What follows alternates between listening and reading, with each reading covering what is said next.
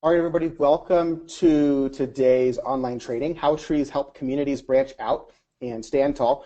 We're going to be getting started here. We have some folks that are still hopping on, and we're helping them get situated, helping them resolve some of their tech issues.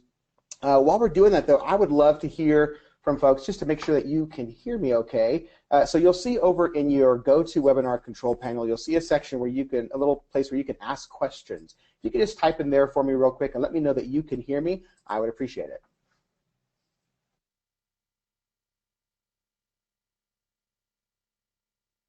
Lynn says that they can hear me. Carrie says they can hear me. Joshua, thank you guys. That's fantastic. I'd also like to hear where folks are calling in from. We have folks hopping on from all across the country to hear our presentation today, hear this training from Greg. And I'd love to hear where people are calling in from. So if you could just, in that same box, let me know city and state on where you are calling in from today. Looks like we have Idaho Falls, Idaho. We have Plainsville, Ohio, Hawley, Michigan, Ridgeland, South Carolina. Folks coming in from New York and California, it looks like. A couple folks from Florida. Looks like Georgia. Right in the neck of the woods of our presenter today. Greg is from Atlanta as well. So looks like we have some Illinois folks on, Colorado, a couple of Wyoming folks. That's great to see. So it looks like Mercer Island, Washington, Sanger, Texas, Killdeer, Illinois. Thanks for joining, Michael. Fayetteville, North Carolina. Karen, welcome to the call. All right. So that's fantastic. We're excited to have you today. Today is a little bit different than some of the trainings that we've done in the past. Today has a little bit more.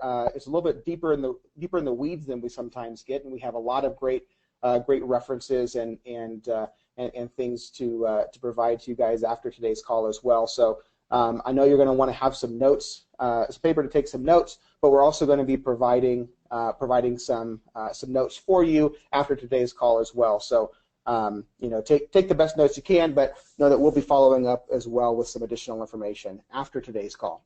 Wanted to just let everybody know a little bit about SAFEbuilt.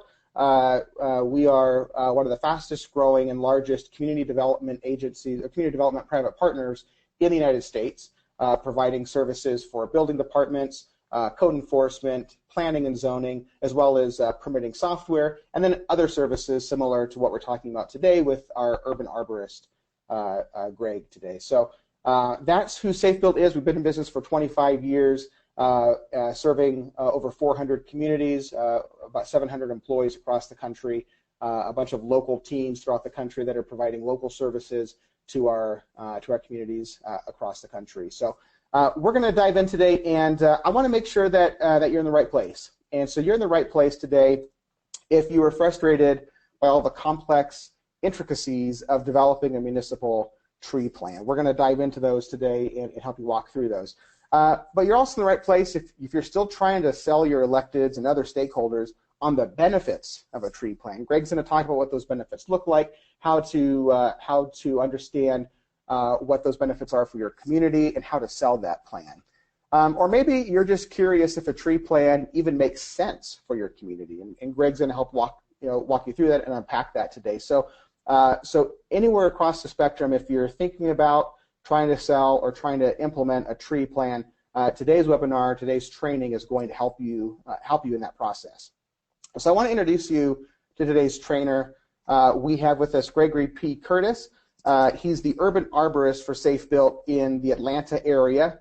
And Greg, can you just say hello to everybody? And I'd love to hear just a little bit about your background and how you ended up as an urban arborist. Sure. Thanks, Aaron. And thanks to everybody who can join us today. We really appreciate your participation.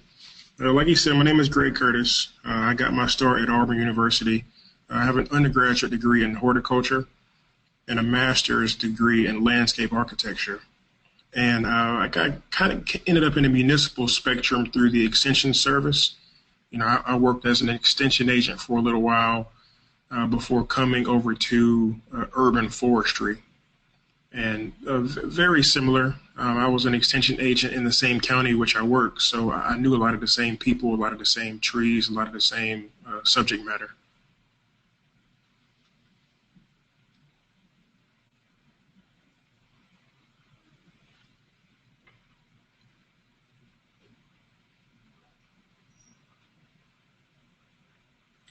by sticking around. One, the benefits of trees to urban and suburban areas. This is going to help you understand if this makes sense for your community, understand how to sell it to other stakeholders.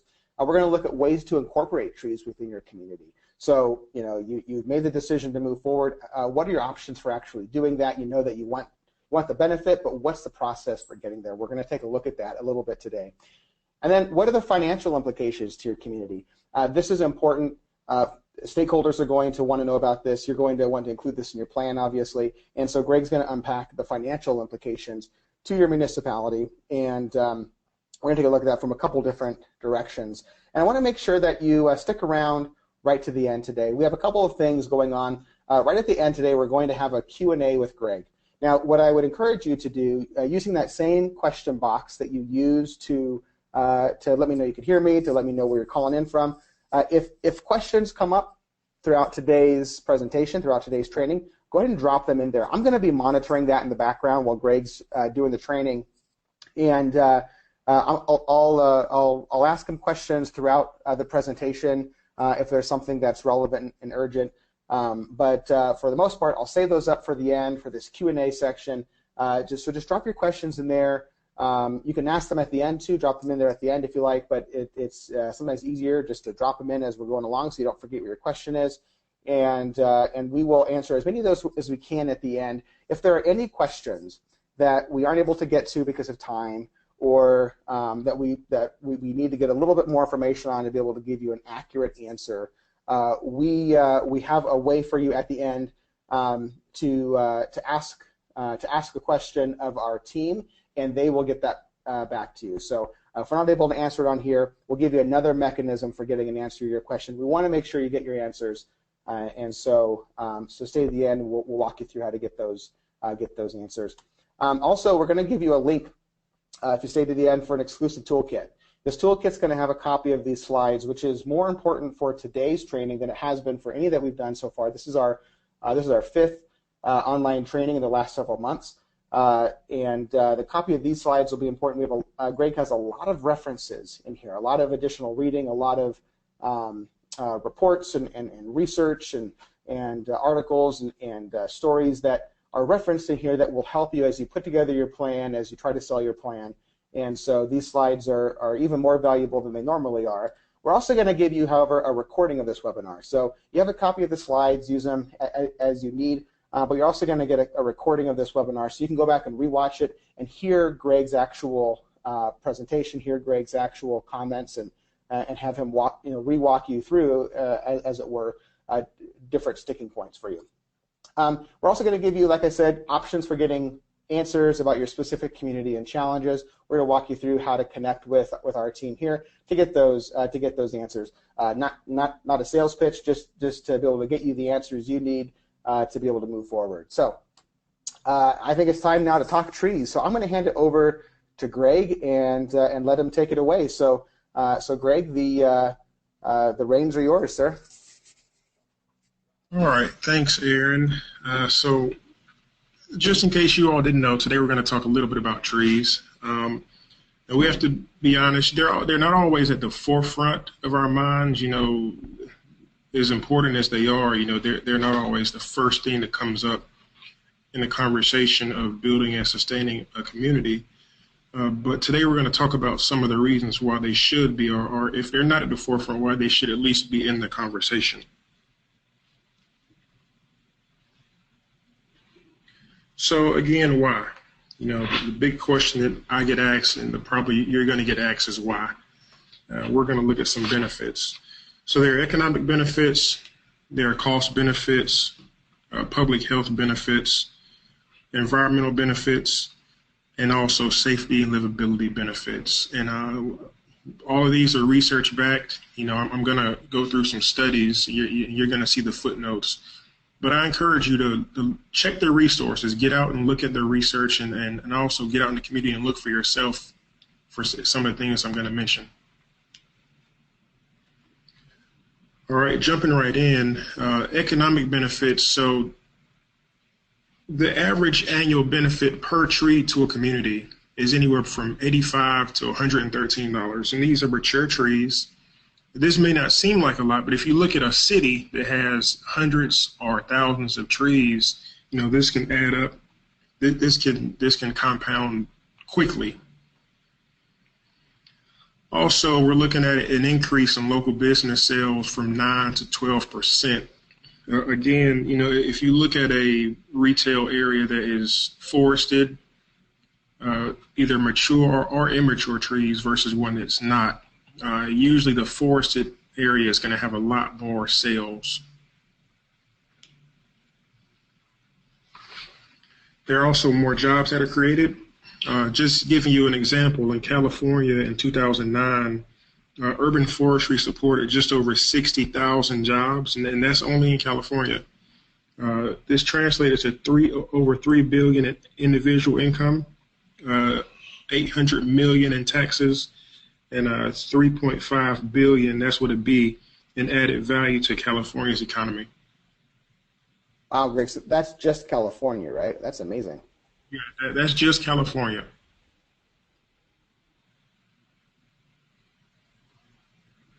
Another big benefit is higher property values.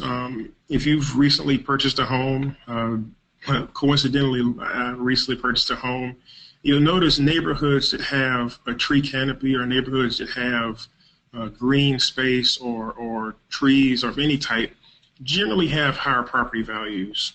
In this case, up to 37% higher than neighborhoods that do not. So a huge benefit here. We also have lower energy costs.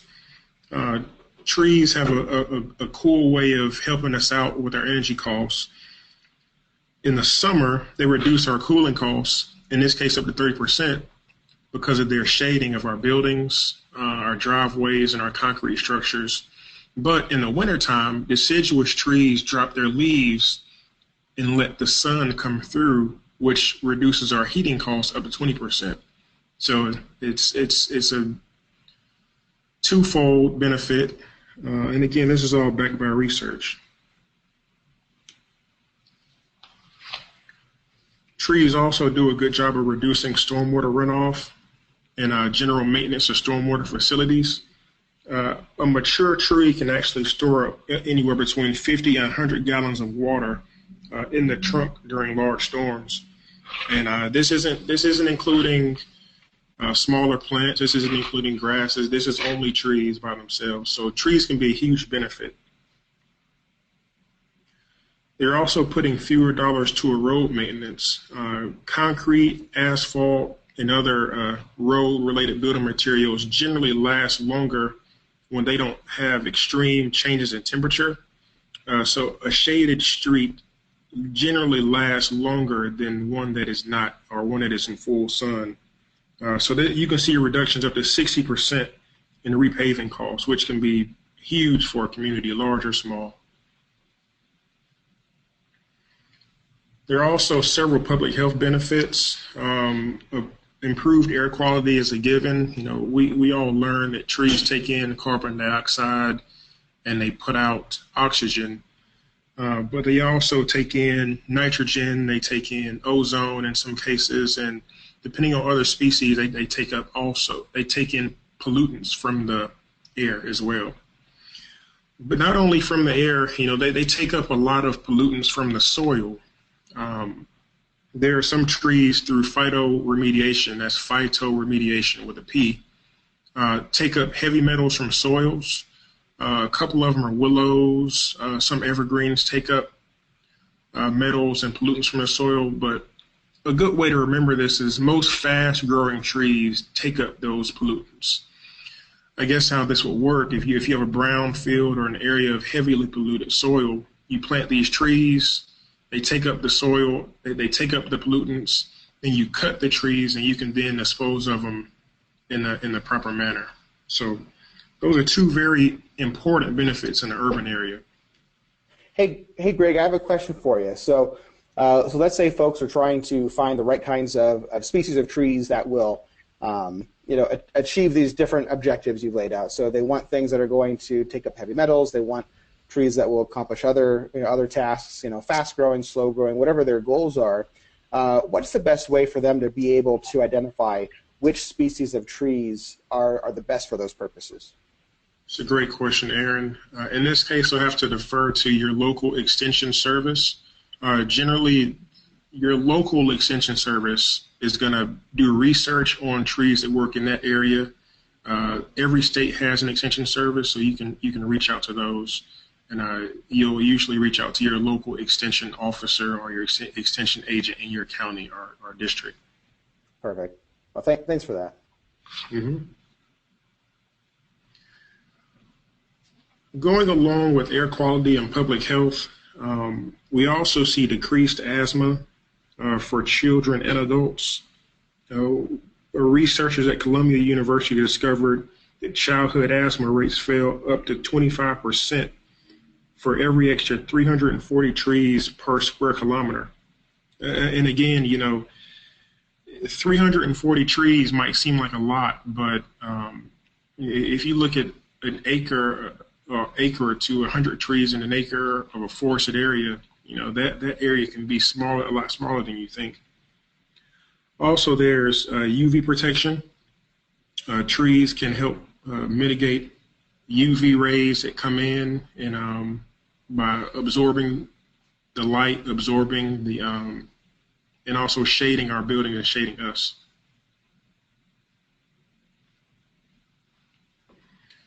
Looking at other environmental benefits, so those are the health benefits. Looking at some environmental benefits, we see reduced carbon emissions. If we think back to our reduction in heating and cooling costs, if we're putting less strain on a grid, then we're gonna also reduce our carbon emissions. A lot of cities are powered by coal or gas, and so definitely. Research here says 700 million tons of carbon was removed in the U.S., valued at $14 billion with a B, again, $1 billion. And so, this is some really high numbers here. Also, there's better animal and plant habitats. Better animal and plant habitats. With the disappearance of our honeybee species, there are certain trees that provide habitat and food for trees. One is the honey locust. Another one is black locust. But those are two trees specifically that bees use. Looking at other animals, you have birds, squirrels, of course, depending on how much you like wildlife. Those trees can provide habitats for those also.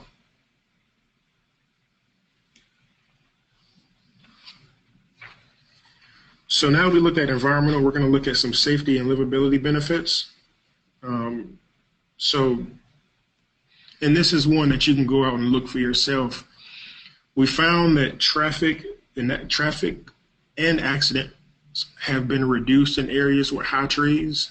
Now, again, I don't know if people are just looking at the trees. I don't know if people are scared of hitting the trees, but generally a forested street or a street that has trees along the side or covering it, traffic is going to be slower, and there's going to be up to a 46% decrease in crash rates.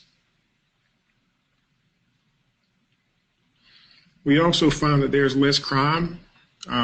Generally in areas that are forested in an urban area, we find that more people are out and about, more people are walking because of the shaded streets, and so because of that, there's less crime because there's more visibility.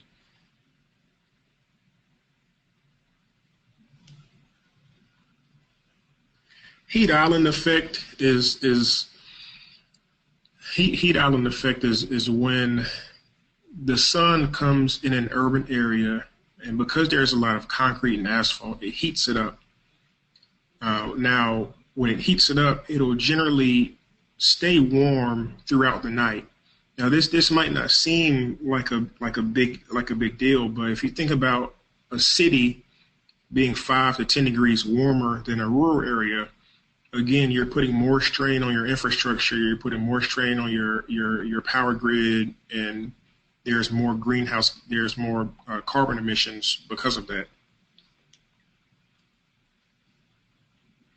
On top of that, we look at unity among residents. There are countless citizen groups across the country. There are several in Atlanta. One big one is Trees Atlanta, who bring together people in the community and do tree plantings, tree maintenance, or green space maintenance.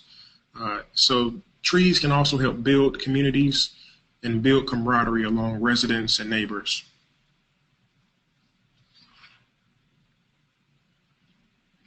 So now that we've talked about some of the benefits, we're going to look at we're going to look at some administrative ways of how to actually get trees in the community by establishing guidelines. Two of the main ways are through tree ordinances and also master plans. Tree ordinances, it is what it sounds like, much like a zoning ordinance, will tell you where to plant what, how to plant what, and it's usually centered around development. Master plans are a little bit different, but one and the same. Master plans usually will set a goal as far as what your existing tree cover is and what you want the tree cover to be.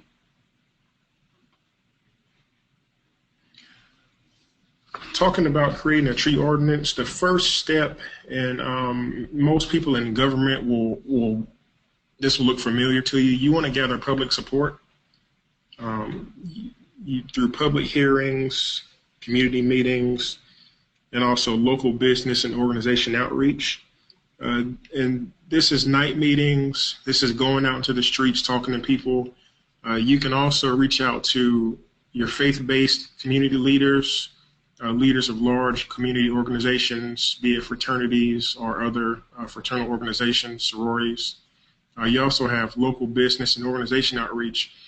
All you're doing here is getting the pulse of what people in the community want as far as trees are concerned. You know, do they hate trees, or do they love trees? Do they hate large trees? Or it's exactly what it sounds like. Step two, you want to involve stakeholders, and these are the people who have a say-so, or these are people who have a large vested interest in the community or in the creation of a tree ordinance. These are your developers, large property owners, business owners. One of the biggest questions we get is, okay, we have a tree ordinance, but is that going to slow down development? Is that going to keep people from coming in and building? The answer is usually no to that.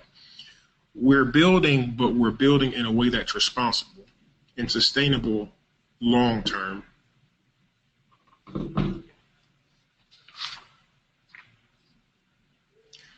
So after you gather public support, after you meet with stakeholders, you want to actually write out the draft ordinance. And that you can usually either assign someone internally or get the help of an expert. Now, I can say generally you'll want to, at the very least, seek legal counsel, just as with writing any law. You want to make sure that you have all of your ducks in a row as far as legality, as far as text and language.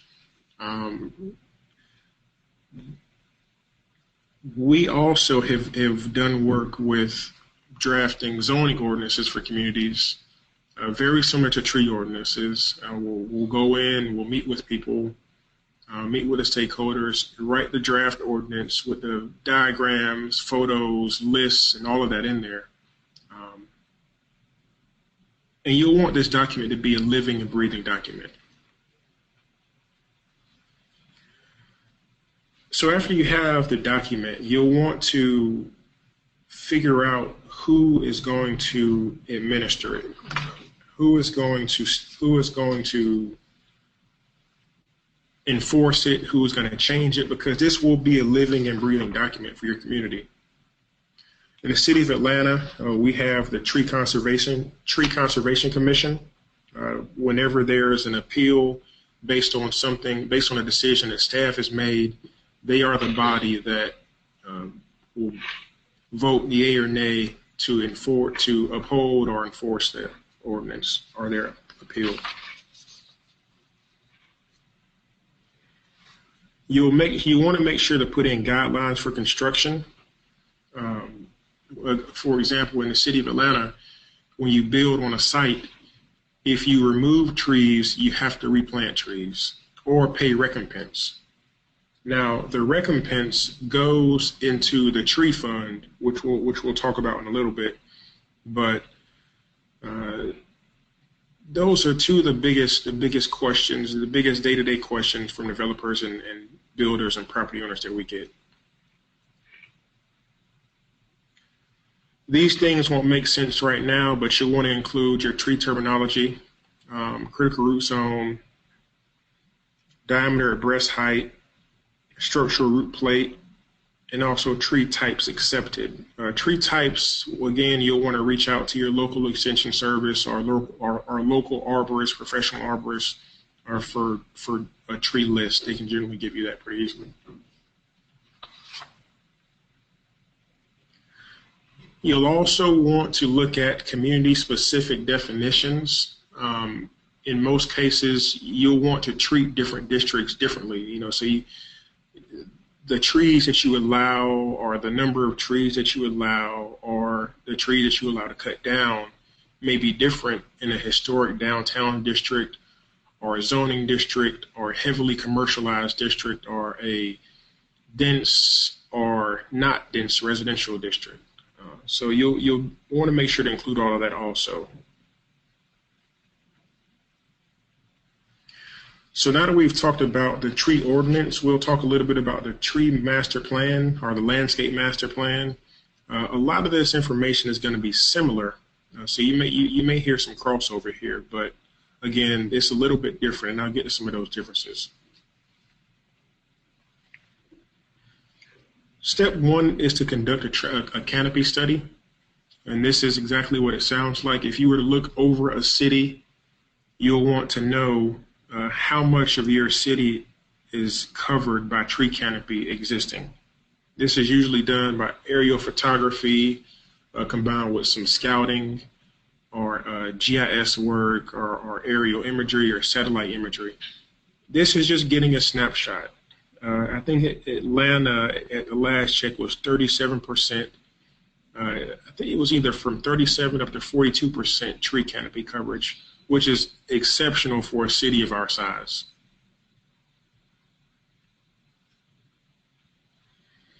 You'll also want to identify your goals, and very similar to the tree ordinance, you'll want to say, okay, if our tree canopy cover percentage is X, or 30% or 35%, how are we going to maintain that? Do we want to increase that? Or if not, how are we going to let that be reduced? So what is an acceptable reduction over time of that percentage?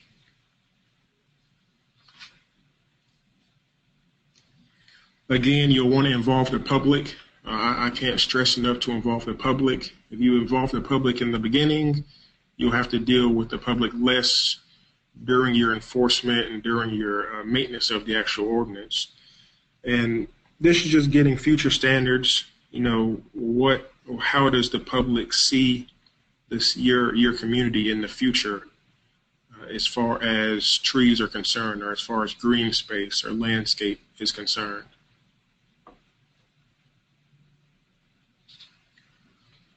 Some things you'll want to include. Your master plan will also be a living, breathing document. You'll want to include development standards.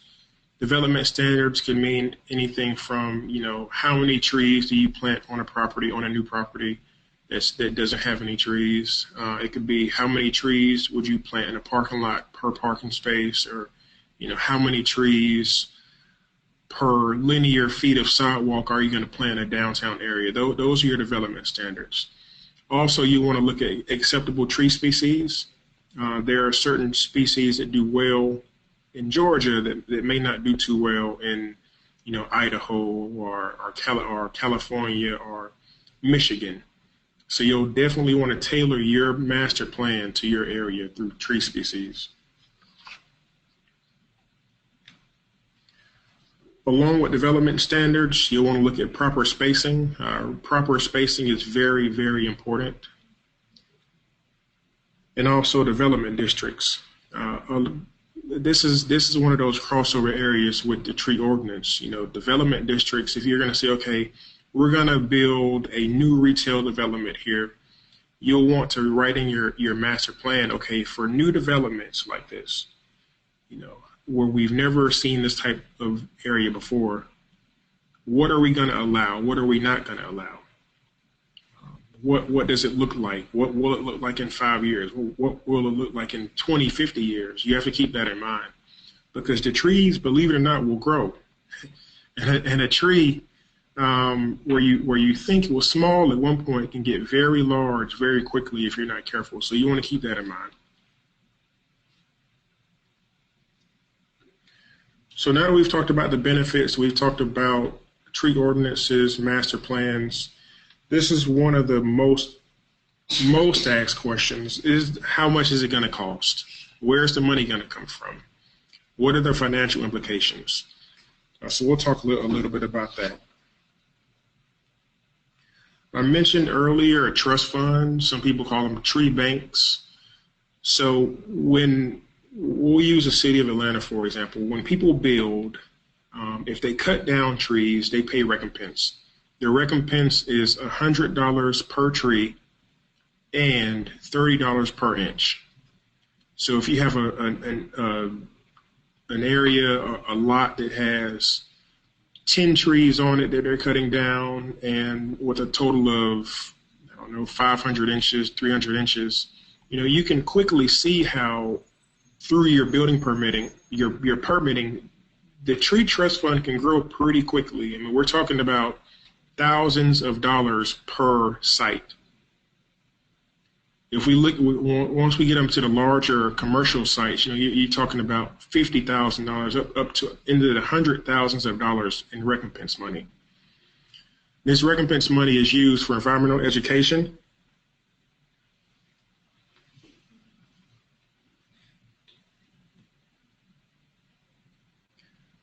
It's also used to help fund some of your positions. And that is something that is usually written into your ordinance. The ordinance will say, so much money of the tree trust fund will go towards these number of positions, or, these staff members, or these supplies, but also to make investments in the community. And that's an important one. You'll want to plant trees. You'll want to improve your park space. You'll want to improve the equipment of your arborists. You'll want to have your community, you want to have that money go back into the community somehow.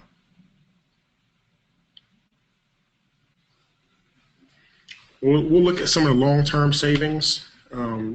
Trees do grow, and generally the savings are the investment grows as well. Investing in one arborist can be huge down the road. Usually all it takes is one. In a smaller community, a large community may start out, depending on size or need, may start out a little bit bigger. But over time, the financial benefits are at least 3 times greater than the care costs. Looking at research, 100 healthy public trees over 40 years provides $380,000 in benefits. It only costs $148,000. That means over 40 years. Now we're only talking for 100 trees, but in 40 years, that 100 trees can bring a net benefit of $230,000. Looking at a larger city, I mean, that can be huge. So looking at the net benefit, Washington, D.C.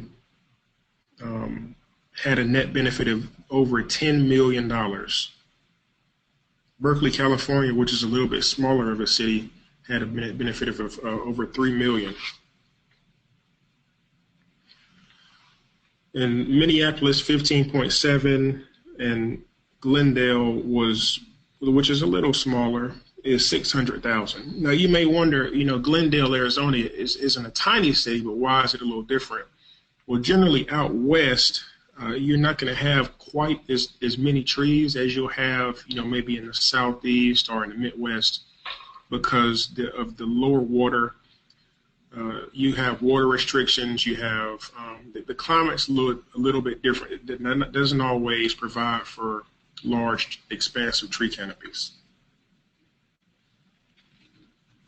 Greg, thanks a lot. I want to we're going to cover a couple of items in conclusion here in just a minute, but I want to thank everybody for the questions that are coming in. We have a lot of questions coming in, and it looks like we'll have plenty of time to get through most of those. And so I just want to encourage everybody, if you have additional questions, go in and start dropping them in. We're going to get to the Q&A session here in just a few minutes. Some really good questions, some common questions coming through repeatedly, and we'll cover those here in a little bit. So appreciate the questions rolling in. Keep them coming in, and I'll turn it back over to Greg, and we'll do a quick recap, and then start diving into questions. Sure. Thanks, Aaron. So in conclusion, the benefits that trees give to your community, be it small or large, are literally endless.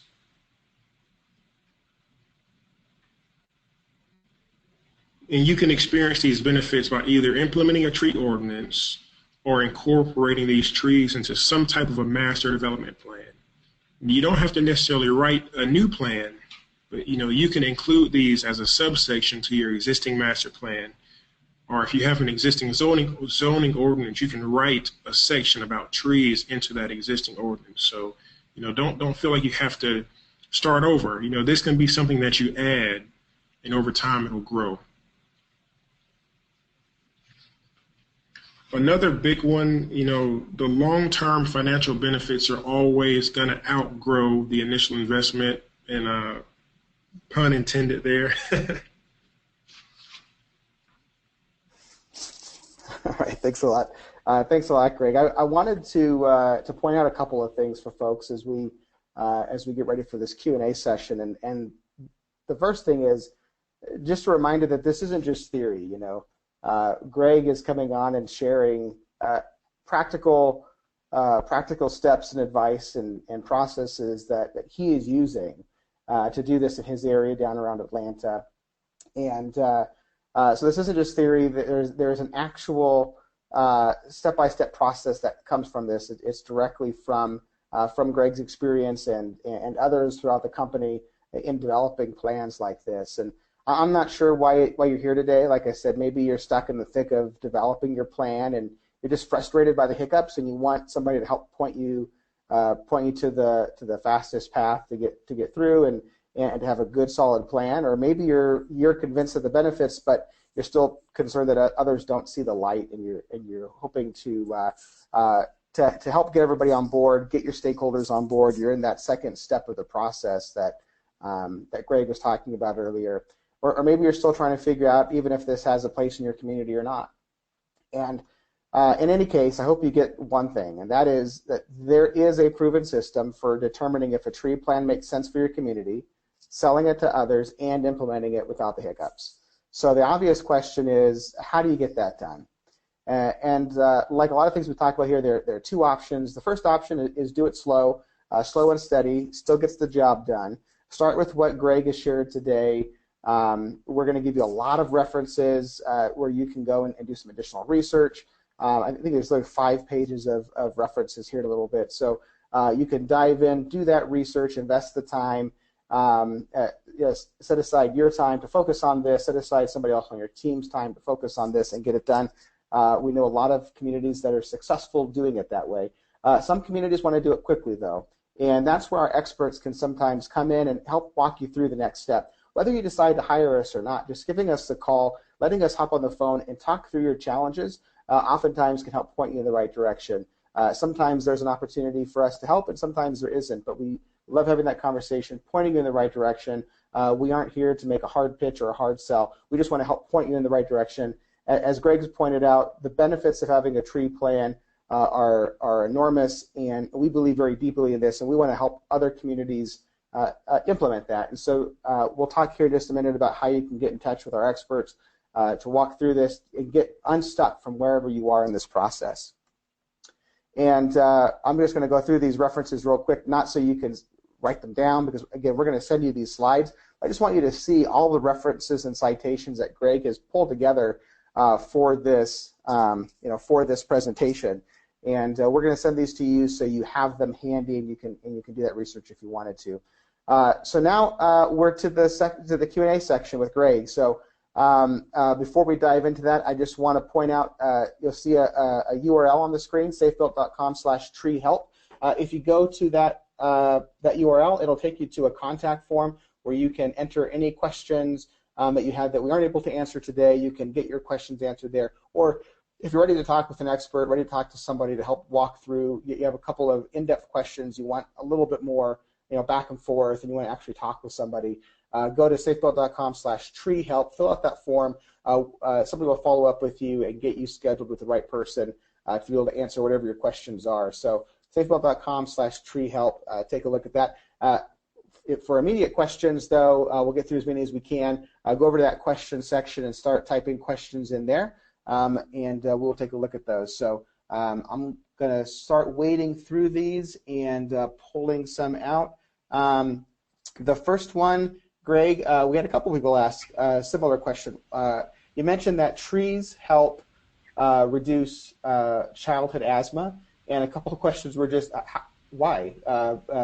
And I was a little surprised by that too, probably just my own ignorance around asthma and what causes that, but why are trees helping reduce asthma rates? Sure. So if you look at it, not only are they cleaning the air, but you have some trees that remove actual particles from the air, be it sticking to the leaves, be it taking up into the actual leaf itself for smaller particles. Also, you have to bear in mind a lot of these benefits are kind of holistic. So along with the reduction of asthma through removal of particulate matter, you have increased physical activity, you have more shade, which reduced temperatures will help with asthma also. So on a direct answer, I would guess it would be the reduction of particulates and increase in air quality, but also you have some secondary benefits as well. Nice, that makes a lot of sense. Okay, and we have a couple questions here on how the annual net benefit is determined. You talked about the annual net benefit for specific communities. You talked about the average per tree, and we have a couple questions related to how is that determined? How do you calculate what that net benefit is? Sure. So we talked about how trees reduce, your energy cost, or we talked about how trees bring jobs to a community. The net benefit is calculated simply by taking that number, so how many jobs were created by trees, how much did trees save in greenhouse emissions or on a power grid, and just dividing that number by the number of trees in your community. And that way you get a number. In some areas, in highly urbanized areas, that number will be a little bit higher than in a rural area because trees in a city are going to be a little bit more valuable than trees in a countryside or trees that are outside of the city. Mm-hmm. Okay. And then we have a question about probably can answer this here, but we might be able to follow up with them afterwards. They asked, do you have an example of an ordinance that can be shared with communities? I may have to follow up with that, but I don't have let's just say this. I don't have a hard and fast gospel example, but I can say a good tree ordinance will have graphics, or it's user friendly. You've seen ordinances that are just black and white, They sound like, legal mumbo jumbo. The best ordinances that I've seen are written in real language where people can understand them and people can easily adapt those guidelines to their day-to-day development or activities or practices. Mm-hmm. Okay. I'll look and see if I can find an example of a good ordinance and see if we can get that sent out. All right, that sounds good. And Lynn, who's the one who asked that question, if you want to just go to safebuilt.com/treehelp, shoot us a quick message there, and so we have all your contact information, and we can connect you with Greg or somebody local to you who can help answer that question for you. So safebuilt.com/treehelp, fill out that quick form, and let us know how to get a hold of you and what your question was, just so they have that. And then we had a question about what is a root zone. Sure, that's a good question. I'm glad somebody asked it. I felt dumb not knowing. Right. So I mentioned two terms, critical root zone and structural root plate, and also diameter at breast height. So we measure trees by diameter at breast height. So the diameter of the trunk, 4 feet off the ground. Now I'm a little bit taller than most, so for me that'll be, breast height might be a little different. So 4 feet off the ground is standard. Now, the critical root zone is 1 foot of radius for every inch of diameter. So if you have a 20-inch tree, that means your critical root zone is a 20-foot radius around that tree. Generally, in construction and development, you'll want to protect as much of that area as possible. And when we calculate tree impact, we calculate tree impact to that area. Now, the structural root plate is exactly what it sounds like. It's an area a little bit closer into the trunk that your structural roots are going to be in. So these are the roots that if you damage these roots, it presents a hazard. The tree may fall. Okay. Still a little bit above my head, but that made more sense. Thank you. I'll try to get it down as small as I can. Yeah. Dumb it down for me, and then everybody will understand. Trust me. We have a question here. This is a little bit more of an involved question, so I'm just going to read through it, and if we have to take it offline, we will. This comes from Joshua from the town of Ridgeland, South Carolina. It says, our residential portions of town have a high percentage of tree canopy and have strong protections of our live oaks that are in those areas. We do not have this located in our downtown and development areas. As we have palm trees that line the streets, they are more for aesthetics. What approach do you recommend in approaching existing development and work on established tree planting in these areas? That's a great question. That kind of goes back to the different districts, and it sounds bad, but usually trees that are in highly commercialized or dense areas or industrial areas don't always get treated the same as trees in a historic residential area. I'm very familiar with South Carolina, and the live oak is one of my favorite trees. Those are the trees that are planted at Toomer's Corner in Auburn. For some of you may know. One of the best ways I would say to approach this would be to seek out people, community leaders, longtime residents who live in those areas. Get them to write letters, get them to come to council meetings, get them involved in your government through your government officials, basically saying, hey, we want these trees to be protected. We want these, we want protection here. From my experience in government and with trees, they'll usually listen to a number of residents or a number of developers or a number of people in the community if they bring a legitimate concern forth. Mm-hmm. I think I answered your question. If I didn't quite answer your question, go to the link, shoot me, drop the question off, and we can kind of go back and forth and create some dialogue through email or for a phone call. Yeah. And Joshua, if you have any follow-up questions, safebuilt.com/treehelp, and we'll get you guys connected.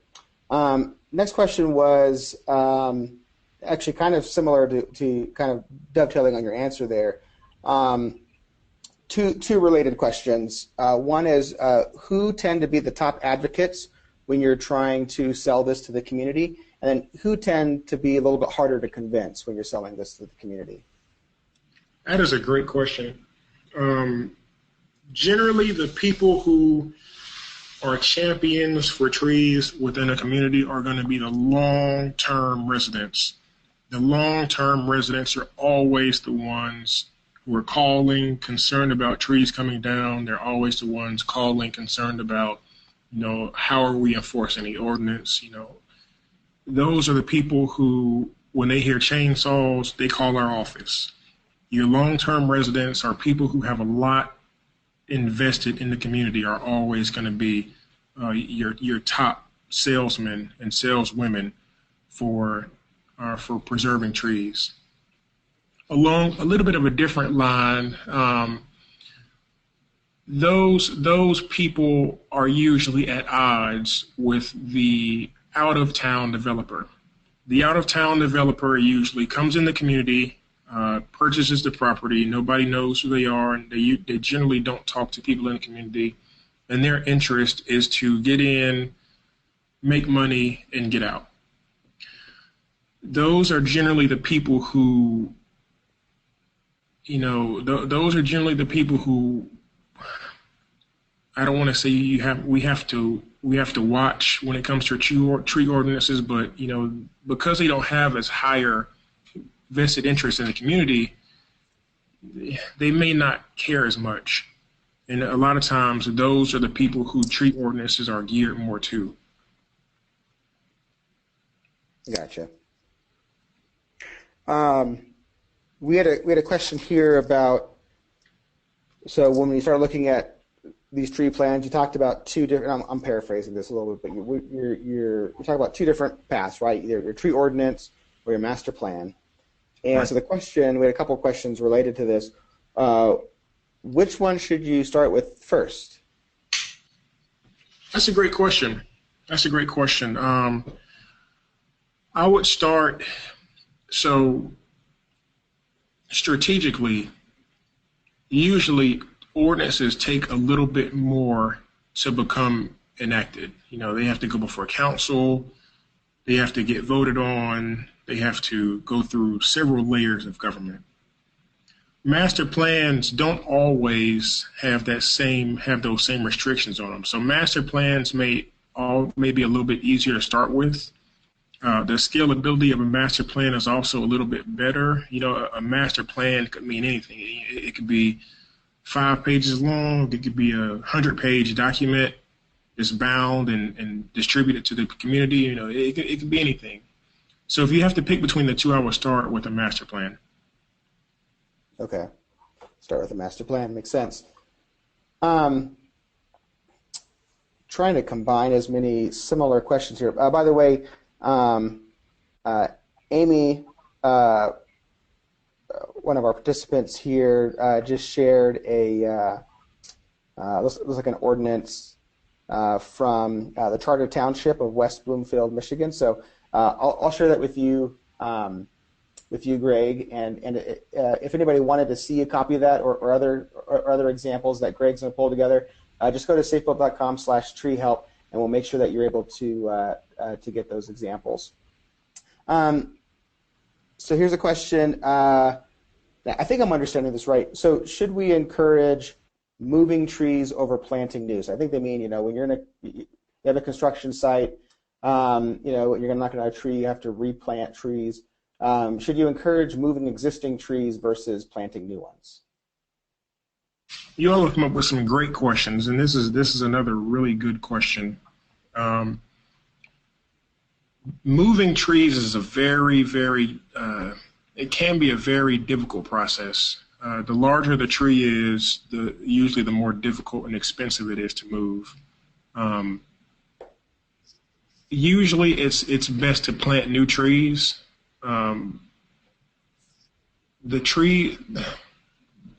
usually it's best to plant new trees. If you plant a tree in a certain spot, the roots, it's kind of hard to calculate where the roots are. And so when you dig that tree, even if you use a large professional tree spade, it's kind of hard to gauge where those roots are. And so you may not get all of the roots, or you may get, roots of a different tree, or you may get no roots. And when you move that tree, all of the money that went into moving it may not be worth it at all. So cost benefit is usually best to plant new trees. Gotcha. Okay. And you had mentioned before you guys have a tree commission or something like that in Atlanta. I think that's where this question came from. Do most cities have a dedicated commission for administration of tree plans? That's a good question. I wouldn't say that all trees have I wouldn't say that all cities have that dedicated commission, but there is usually some type of commission that, because questions are going to come up. You're going to write your master plan, you're going to write your tree ordinance, and something quirky is going to happen where you need to make a decision outside of staff. And I think it's important, even if you don't have a dedicated group, to have some type of, be it a zoning board or a planning commission or somebody that can talk on it, meet on it, and then make a decision by vote. Gotcha. You talked about canopy studies as being one of the steps for developing your master plan. And so who do you call for a canopy study? You mentioned aerial photography, and I'm guessing there's a little bit of specialized training there. So one of the questions came in was related to who do you call for a canopy study? I'm paraphrasing the question a little bit, but. Sure. So there are some large national size tree companies who do canopy studies. I unfortunately can't give any names out right now, but there are some large companies that give out that do these tree canopy studies. Also, you want to look at companies that do specialized aerial imagery. So specialized aerial imagery, large tree companies. You also want to look at surveyors. There are some large-scale surveyors who can do these studies based on a number of things. So those three: aerial photographers, large tree companies, and surveyors. Okay, very good. And we probably wouldn't recommend any specific companies for that, but if you wanted to talk through your specific situation and figure out what to look for in a company that helps with this, go to safebuilt.com/treehelp. We'll connect you with somebody locally or with Greg or somebody on his team to help build some criteria to help you in that search process. So we're coming up on the end of the hour. I still have a few questions here. Greg, if you're good to stay on for a few more minutes, we'll go a little bit past the hour to answer these last remaining questions, but I want to be respectful of everybody's time. We had said that we would be on here for an hour, and we're 1 minute away from that. So I want to let everybody know we are recording today's webinar. Sometimes technology is crazy and it doesn't, the recordings just fail. It looks like everything's working well this time, but assuming everything goes well, we're going to be putting up a recording of this webinar here in about the next 24 hours or so. So sometime later today, or probably more likely tomorrow, you'll receive an email that has your link to these slides. It has a link to the recording, as well as a link to this the safebuilt.com/treehelp in case questions come up or you want to chat with somebody. We'll also give you in there a link for sharing this webinar with others. So the recording link that you get will be specific for you. If other people want to watch that, there'll be a link in there that you could send them to invite them to watch the recorded version of this.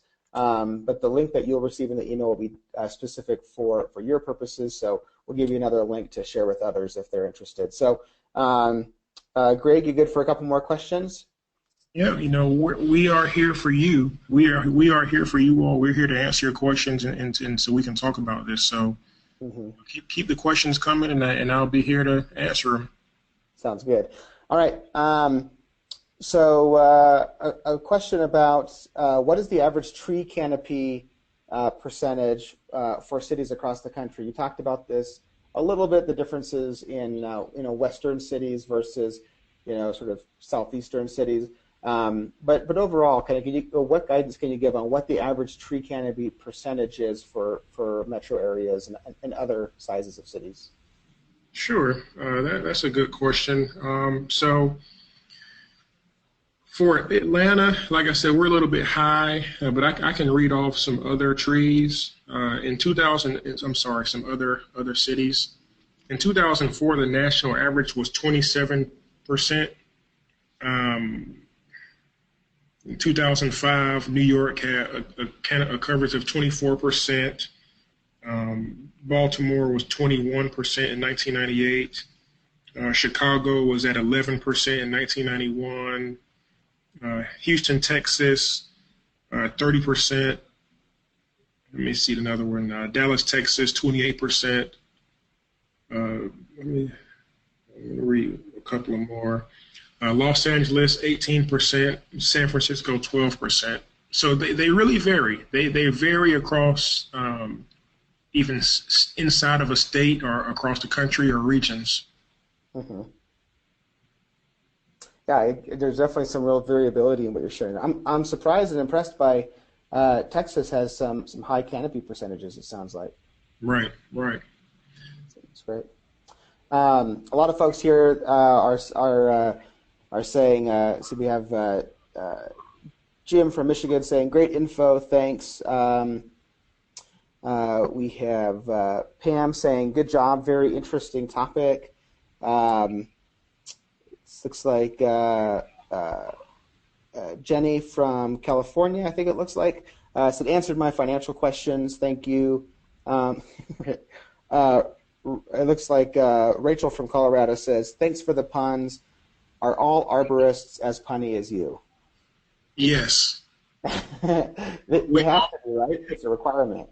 Yeah, we all make jokes about roots and leaves, and yes, we are very punny. That's good. That's good. Let's see here. Going down through here, looking, make sure I haven't missed any questions up here. Here's a question. What is the budget needed for an initial department or commission to manage your tree plan?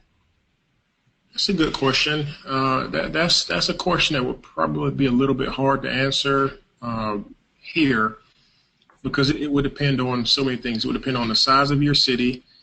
It would depend on what your city wants. And so if you want something that's a little bit more involved, less involved, something that's a little bit more detailed, or more general.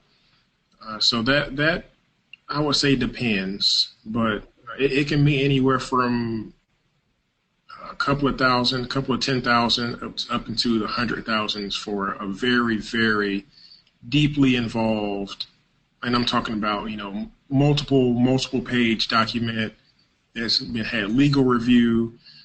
So I can say anywhere from a couple of thousand up into the hundreds of thousands of dollars. Okay. Gotcha. And then another financial related question here. How do you set recompense levels? Like, how do you set the dollar amounts, I think is what we're looking for? You mentioned $100 per tree and $30 per inch for Atlanta. How do you guys come up with those? How do they determine those? Sure, that's a good question. It will depend on your community. You'll want to set a number that your community is comfortable with. Now, I alluded earlier that the more densely urbanized an area is, the more valuable the trees are, which is true. The recompense will be higher in the city of Atlanta versus, out somewhere rural, out in the rural areas, out into the more rural areas of South Georgia or the countryside of Georgia. So there isn't really I would say you would want to set that based on your community and based on what your community wants and what your community is fine with. Mm-hmm. Yeah, and it sounds like a pretty in-depth conversation. Again, safebuilt.com/treehelp. Enter your information there. We can dive into that a little bit more. And it sounds like there are a lot of factors that go into that. So let me just look here. I think we're down to the last question, which is how do you determine the best species for your ordinance or your master plan? And you kind of mentioned this earlier, but if you could talk again about how to determine the best species. Sure. I can go into depth a little bit on this question. So within your ordinance or within your master plan, you'll want to have different categories of trees. You want to have, okay, are these trees that we plant in a large area? Are these trees we plant in a small area? What about trees that we should not plant? So you should have a list of trees that, you should not plant these trees, which may be invasive or which may pose some risks to public or property. But furthermore, this will come from the extension services. And I mentioned the extension services, and if you're not familiar, I would encourage you, do a quick online search and type in, Missouri extension or Tennessee extension or South Carolina extension, and you'll see the contact information come up. The extension service is an extension, no pun intended again, of the public universities in your state to the public. So they do research on various topics, in this case trees, and they put their information into publications that are research-based. I always recommend the extension service because they don't have any financial interest in the information that they're giving you. If you go out to a private arborist or a tree company, they have a financial interest in what they're telling you. Extension is nonprofit, so everything they give you is 100% research-based. They're not going to sell you anything. They're not going to try to sell you over to any way of thinking. So, extension service, I can't stress enough. Great. Well, thank you very much. We still have most of the attendees are still on, and I also want to thank you all again for joining us and sticking around past the end. And like I said, we will follow up here shortly, probably in the next 24 hours. I'm guessing more likely tomorrow than today, based off of just past experience waiting for these recordings to become available. So we will get that out to you very shortly with a copy of the slides, a recording of the webinar, a link to share this with others, as well as a link, the same link here, safebuilt.com/treehelp, to get additional questions or have follow-up conversations. So thank you all. Have a great day, and we look forward to seeing you on the next online training from SAFEbuilt. And thank you, Greg. Nice job. Thanks, Aaron, and thanks everybody who stuck around. I don't pretend like I know everything, so if you do have a question, if it's something that I don't know right off the top of my head, we'll definitely get you an answer. But thanks again for your participation, and thanks again for your questions.